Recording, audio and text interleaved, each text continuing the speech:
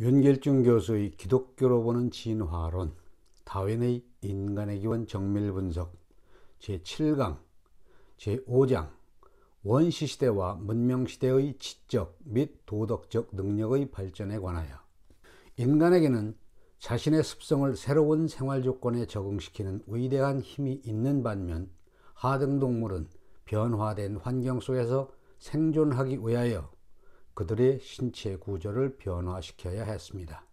그러나 인간의 지적 및 도덕적 능력이 관련된 경우는 다릅니다. 이 능력은 쉽게 변할 수 있으며 유전되는 경향이 있다는 것을 믿을 만한 이유가 있습니다. 지적 능력과 도덕적 능력이 원시인이나 원숭이와 유사했던 우리의 조상에게 중요한 것이었다면 그 능력은 자연도태를 통하여 완성되거나 진보했을 것입니다. 인간이 세상에서 가장 우월한 지위를 차지하게 된 것은 이것들 덕분입니다. 따라서 인류의 지적 능력이 자연도태를 통하여 점진적으로 완성되었을 가능성은 상당히 높다고 할 수 있습니다.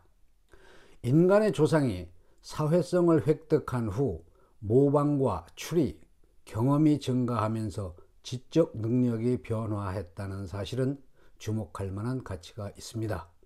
우리는 하등동물에게서 그 흔적을 찾아볼 수 있습니다. 같은 장소에 같은 종류의 덫을 설치하면 일정 시간이 지난 후 단 한 마리의 동물도 잡을 수 없다는 사실을 언급한 바 있습니다.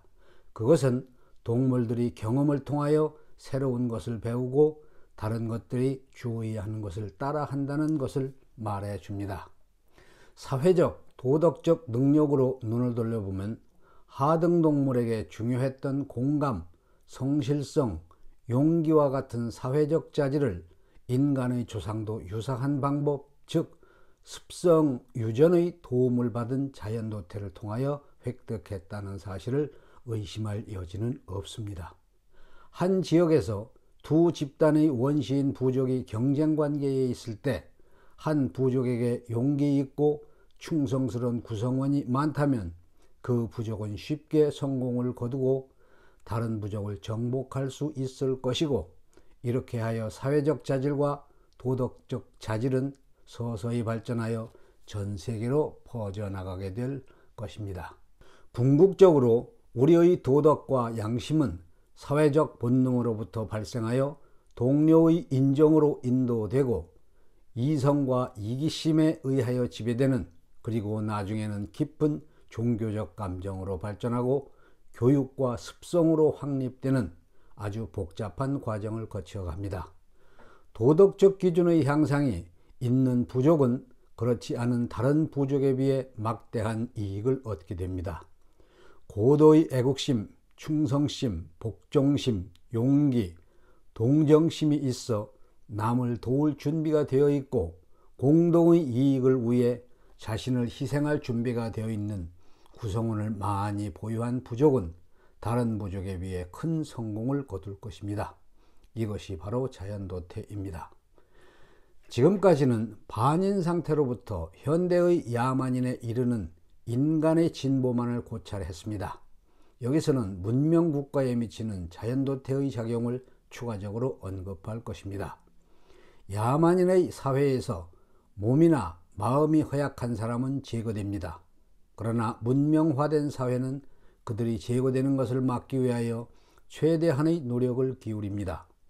의지할 데 없는 사람에게 도움을 제공해야 한다고 생각하는 것은 본능적인 동정심의 결과입니다. 그것은 사회적 본능의 일부로 얻어졌고 이후 세련되어 널리 확산했습니다. 우리는 약한 사람이 생존하여 후손을 퍼뜨리는 것이 나쁜 결과를 가져온다는 점을 이해해야 합니다. 그러나 이것을 끊임없이 저지하는 한 가지 작용이 있습니다. 즉, 약하고 열등한 사회 구성원은 건강한 사람처럼 자유스럽게 결혼하지 못하며 그 결과로 문명국가에서 지적으로 능력 있는 사람의 수가 약간씩 증가하며 지적 수준도 조금씩 상승하는 경향이 있게 될 것입니다. 도덕적 특성과 관련하여 가장 문명화된 국가에서는 가장 나쁜 개체를 제거하는 경향성이 진행됩니다. 죄 지은 사람은 처형되거나 오랫동안 감옥에 갇힘으로써 나쁜 특성을 자유롭게 전달할 수 없게 됩니다. 우울증 환자와 미친 사람은 감금되거나 자살하고 난폭하고 싸우기 좋아하는 사람은 비참한 최후를 맞습니다. 인간의 경우 가장 나쁜 성질이 특별한 원인도 없이 한 가족 중에 나타나는데, 그것은 야만 시대부터 수많은 세대가 흐르는 동안 제거되지 않은 야만인 상태로 돌아가려는 성질의 환원유전 때문인지도 모릅니다.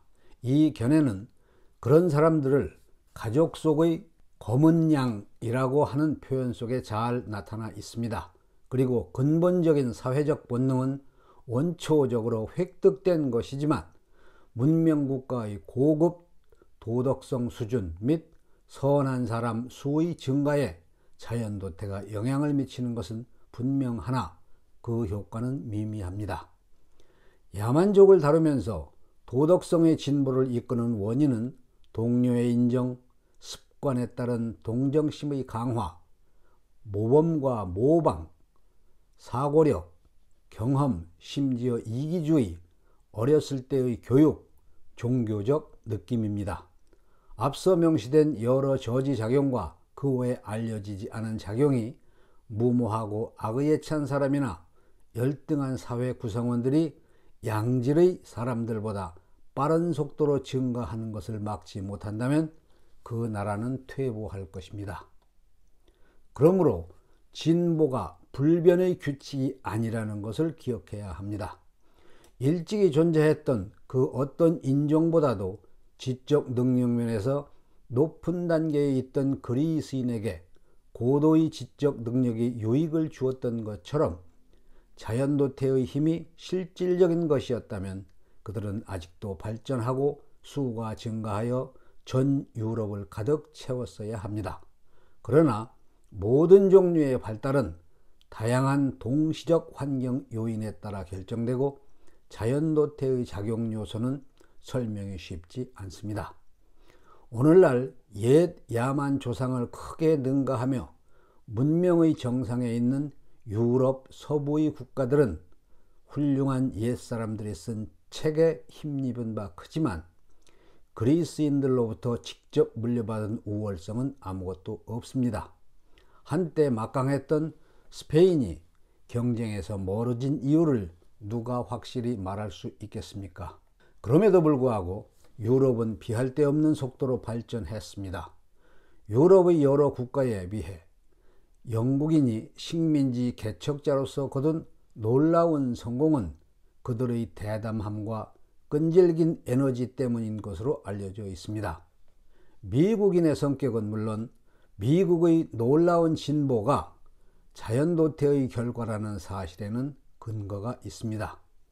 유럽의 전역으로부터 정력적이고 용기 있는 사람들이 이주해와 훌륭한 성공을 거두었기 때문입니다. 문명의 진보에 애매한 점은 있지만 오랜 기간에 걸쳐 높은 지성과 정력, 애국심 그리고 자비를 갖춘 사람이 많은 나라가 그런 혜택을 덜 받은 나라를 압도한다는 사실을 알 수 있습니다. 우리가 인간과 하등동물에 대하여 아는 모든 사실로 판단하건대 지적 및 도덕적 능력 안에는 자연도태를 통하여 끊임없이 진보가 일어날 수 있도록 충분한 변수가 늘 있었다는 것입니다. 문명화된 모든 국가들은 한때 미개했었습니다. 모든 문명국가가 미개인의 후손이라는 증거는 오늘날 그들이 가지고 있는 풍습, 신앙, 언어 등입니다.